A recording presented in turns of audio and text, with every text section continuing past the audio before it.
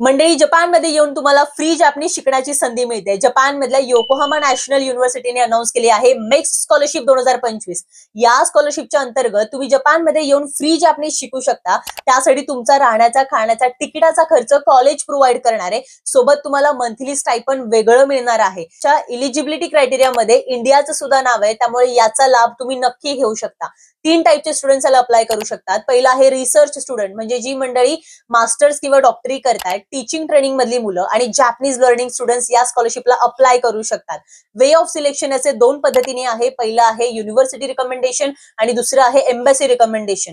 यासाठी तुमचा minimum GP हा 2.3 असणं फार गरजेचं आहे. तुम्ही जर युनिव्हर्सिटीकडनं अप्लाय करत असाल तर 2 टाईपने तुम्ही अप्लाय करू शकता, स्पेशलाइज प्रोग्राम आणि जनरल प्रोग्राम.